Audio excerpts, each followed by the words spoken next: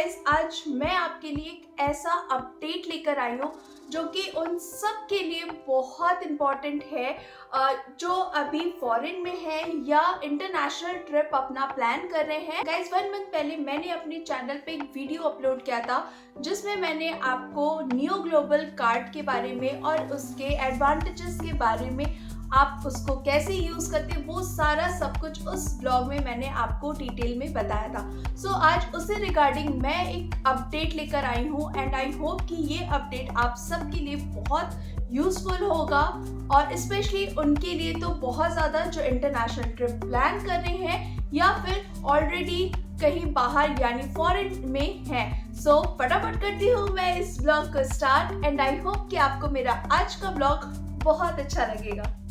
Guys, RBI ने SBM bank के forex transaction पर बैन लगा दिया है, जिससे एसबीएम बैंक से जितने भी फिनटेक फर्म टाई अप हैं उन सब के सर्विसेज फिलहाल के लिए बंद है और इसका असर भी उन सब फिनटेक फर्म्स पर बहुत ज़्यादा देखने को मिला है। सबसे ज़्यादा असर हुआ है न्यू ग्लोबल का। जब मैंने लास्ट टाइम वीडियो बनाया था तो मैंने आपसे शेयर किया था कि अगर आप दुबई या किसी भी फॉरेन कंट्री जा रहे हैं और वहाँ पे ट्रांजैक्शन करना चाहते हैं सो न्यू ग्लोबल आपके लिए बेस्ट ऑप्शन होगा। बट आज की डेट में न्यू ग्लोबल ने ये सर्विस यानी इंटरनेशनल ट्रांजैक्शन की सर्विस फिलहाल के लिए बंद कर दी है।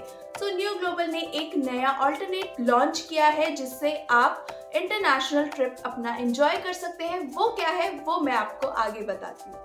23 जनवरी को आरबीआई ने एसबीएम बैंक के सारे ट्रांजैक्शन पर बैन लगा दिया है जो कि एलआरएस यानी लिबरलाइज्ड रेमिटेंस स्कीम के अंडर आते हैं।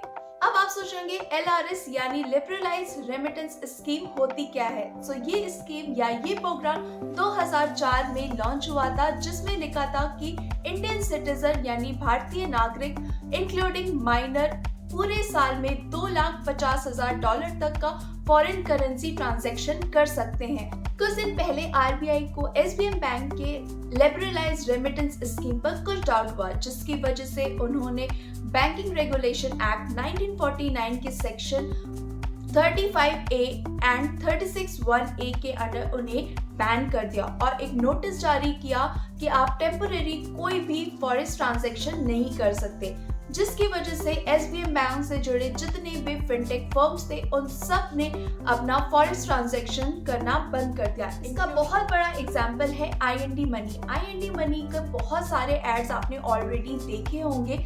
आईएनडी मनी भी पार्टनर है एसबीएम बैंक का और जैसा मैंने कहा कि आरबीआई ने एसबीएम बैंक के फॉरेक्स ट्रांजैक्शन पर बैन लगा दिया है जिसकी वजह से आप आज की डेट में आईएनडी मनी से कोई भी यूएस स्टॉक परचेज नहीं कर सकते। बट इसका सबसे ज्यादा लॉस न्यू ग्लोबल और उनके कस्टमर्स को हुआ है। अगर आप new global card already use कर रहे हैं तो आपको आपके ईमेल पे एक नोटिस जरूर आया होगा जिसपे लिखा होगा कि अभी आप new global card foreign transaction के लिए यूज नहीं कर सकते।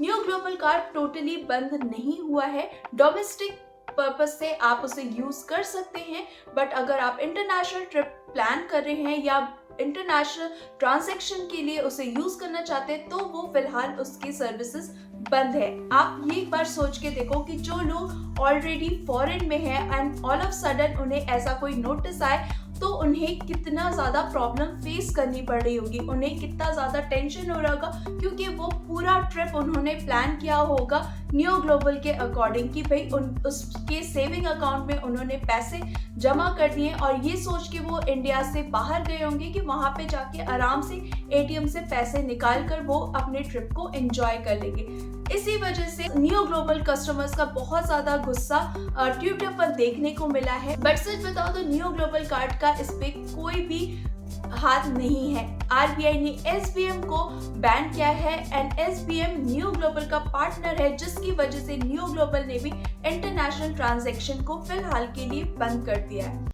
ये सब चीज़ों को देखते हुए न्यू ग्लोबल ने zero forex credit card launch किया है जिसे आप कभी भी कहीं पे भी, चाहे आप इंडिया में हो या फॉरेन में हो, आप इसे अप्लाई कर सकते हैं।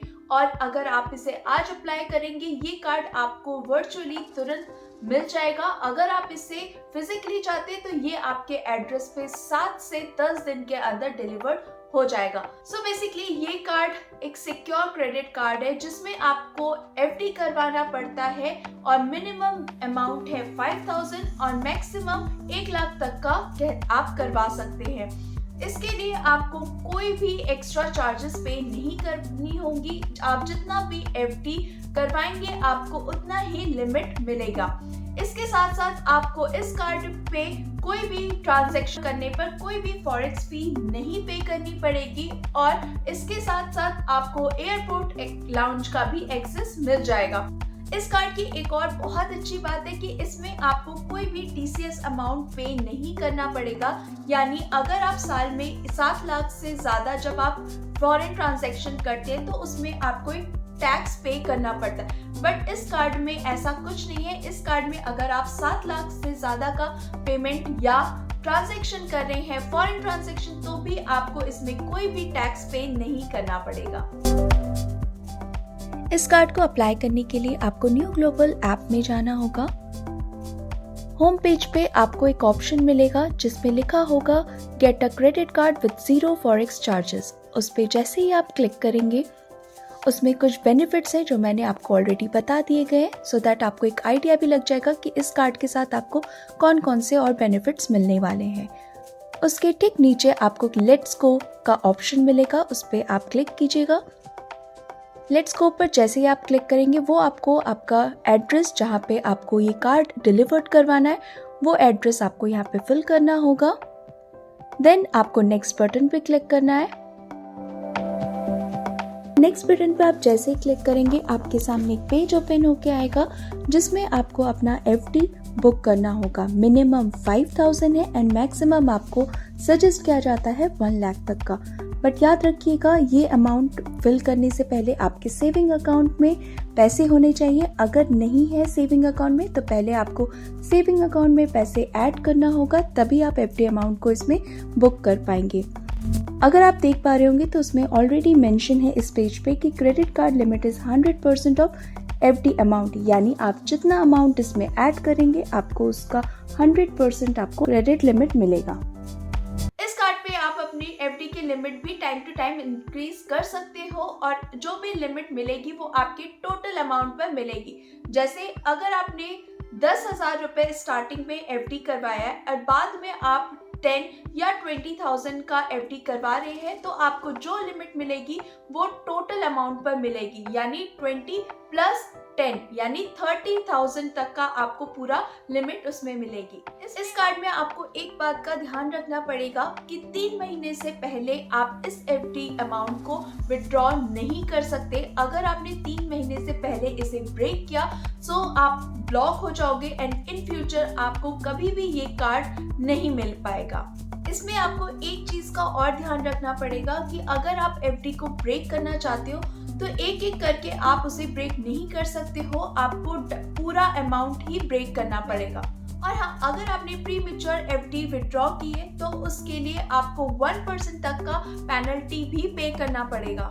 सो गाइस, ये था न्यू ग्लोबल से रिलेटेड लेटेस्ट अपडेट। मुझे लगा कि आप तक ये अपडेट पहुंचाना ज़्यादा ज़रूरी है क्योंकि आपने जब मैंने न्यू ग्लोबल वाला डिटेल वाला वीडियो बनाया था तो उसमें आपने बहुत सारे कमेंट आपने दिए थे। मैंने उन सब के इंडिविजुअली आंसर भी दिया था, बट स्टिल मुझे लगा कि जब मुझे ये लेटेस्ट अपडेट मिला है तो क्यों ना मैं आप तक भी ज़रूर शेयर करूं। एंड आई होप कि मैंने सारा सब कुछ कवर किया हो। अगर अभी भी कुछ रह गया हो सो गाइस प्लीज़ आप कमेंट करके मुझसे सारे क्वेश्चन पूछ सकते हो, मैं उनके आंसर भी आपको जरूर दूंगी जितनी जल्दी हो सके। सो गाइस, अब फिलहाल करती हूँ मैं इस ब्लॉग को यही एंड आई होप कि आपको मेरा आज का ब्लॉग बहुत अच्छा लगा हो। अच्छा लगा हो so give it a thumbs up. Channel पे नए हो so do subscribe to the channel. बहुत जल्द मिलूंगी मेरे नेक्स्ट ब्लॉग के साथ। तब तक के लिए अपना ध्यान रखिए, खुश रहिए और दूसरों में ढेर सारी खुशियां बांटिए।